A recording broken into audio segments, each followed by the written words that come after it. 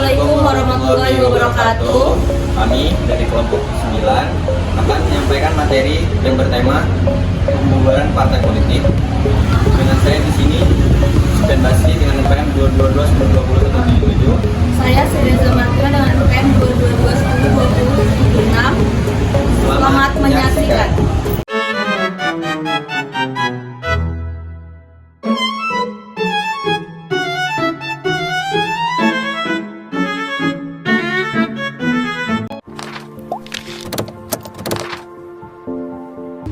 Yang pertama, dasar hukum pembubaran partai politik oleh Mahkamah Konstitusi.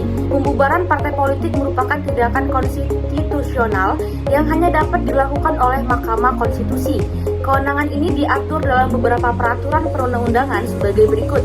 Yang pertama, Undang-Undang Dasar Negara Republik Indonesia tahun 1945. Pasal 24C ayat 1, Mahkamah Konstitusi berwenang mengadili pada tingkat pertama dan terakhir yang putusannya bersifat final, untuk memutus pembubaran partai politik. Artinya, MK adalah satu-satunya lembaga yudisial yang diberi wewenang untuk membubarkan partai politik dan putusannya bersifat final, tidak dapat dibanding atau dikasasi. Yang kedua, Undang-Undang Nomor 24 Tahun 2003 tentang Mahkamah Konstitusi, Undang-Undang Nomor 7 Tahun 2020, Pasal 10 ayat 1 huruf C, MK berwenang mengadili pada tingkat pertama dan terakhir yang putusannya bersifat final untuk memutus pembubaran partai politik. Pasal 68-72 mengatur lebih rinci mengenai tata cara pengajuan dan pemeriksaan permohonan pembubaran partai politik. Yang ketiga, Undang-Undang Nomor 2 Tahun 2011 tentang Partai Politik, perubahan atas Undang-Undang Nomor 2 Tahun 2008, Pasal 40 ayat 1, pemerintah dapat mengajukan permohonan pembubaran partai politik ke Mahkamah Konstitusi jika partai tersebut terbukti melanggar Undang-Undang 1945, Pancasila atau prinsip demokrasi. Pembubaran partai politik oleh Mahkamah Konstitusi adalah langkah konstitusional yang sangat serius dan hanya dapat dilakukan melalui mekanisme hukum yang ketat dan terbuka. Hanya pemerintah yang bisa mengajukan permohonan, dan MK memutuskan berdasarkan pembuktian yang objektif dengan menjunjung tinggi asas keadilan, demokrasi, dan perlindungan hak konstitusional.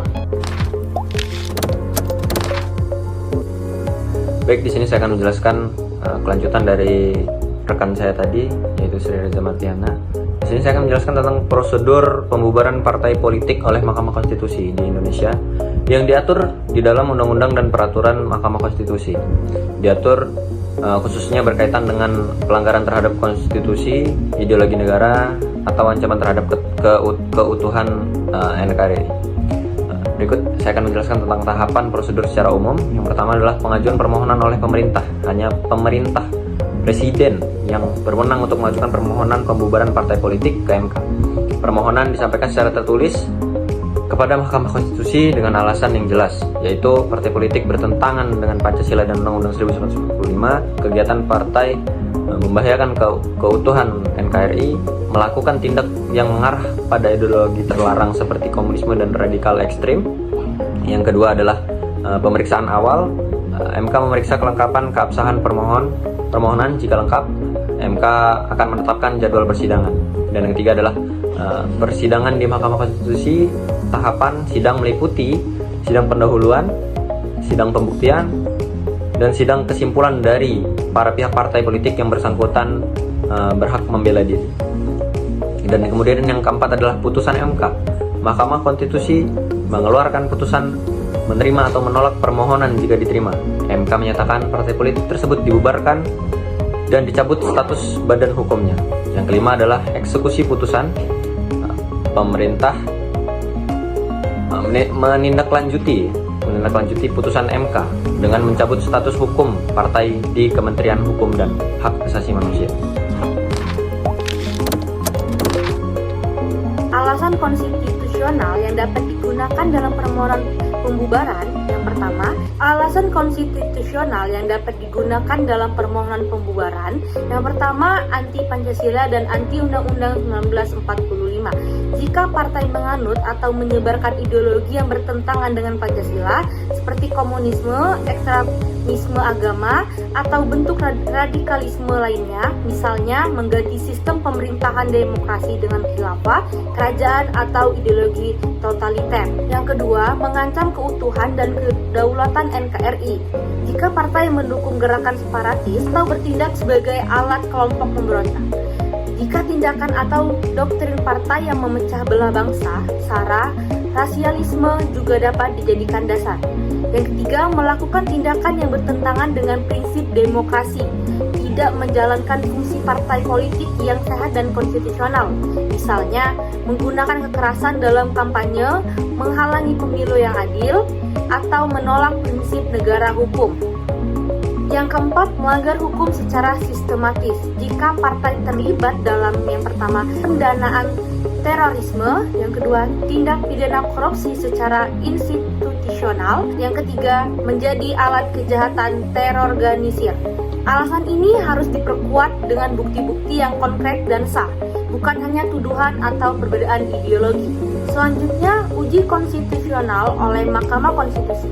Ketika permohonan pembubaran diajukan, MK akan menilai apakah alasan pembubaran bersifat substansif dan bukan politis. Apakah partai benar-benar melanggar prinsip dasar negara dengan secara nyata dan sistematik? Apakah pembubaran merupakan satu-satunya cara untuk menjaga ketertiban dan konstitusi? MK tidak boleh hanya menilai dari perbedaan pandangan politik, melainkan dari pelanggaran hukum dan konstitusi secara jelas.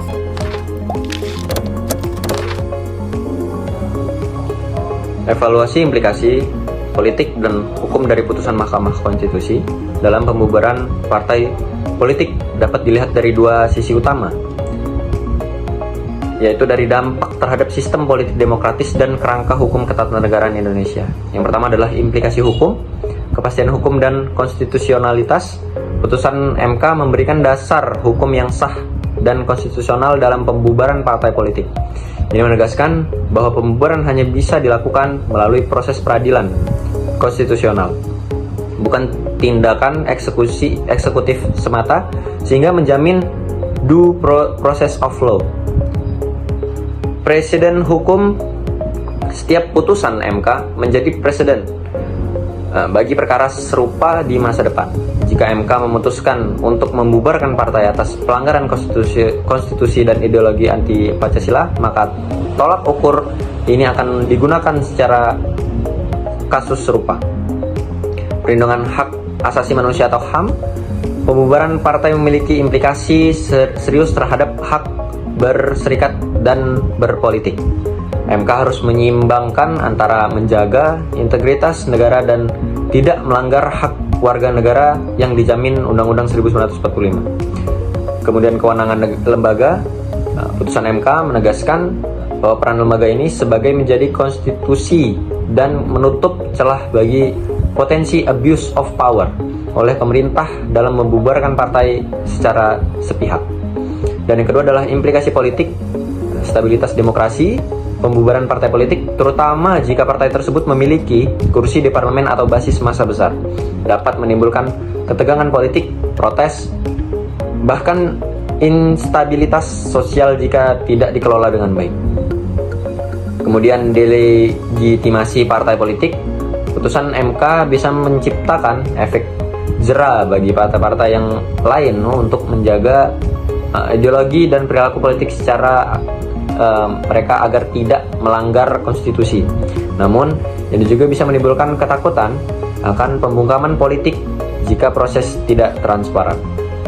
Fragmentasi politik, pembubaran partai bisa memicu munculnya partai-partai baru atau perpindahan kekuatan politik ke partai lain yang dapat mengubah konstelasi kekuasaan di parlemen dan pemerintahan.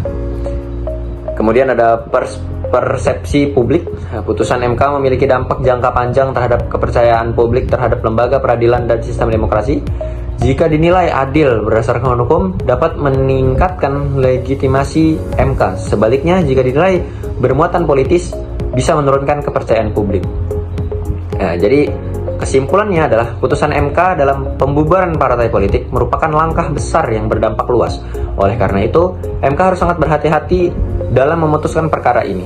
Dengan mempertimbangkan prinsip check and balance, perlindungan HAM dan stabilitas demokrasi, mekanisme transparan dan akuntabel menjadi kunci agar putusan ini diterima secara luas oleh masyarakat dan komunitas politik. Sekian pemaparan materi yang dapat kami sampaikan. Kurang dan lebihnya kami mohon maaf. Kami akhiri. Wassalamualaikum warahmatullahi wabarakatuh.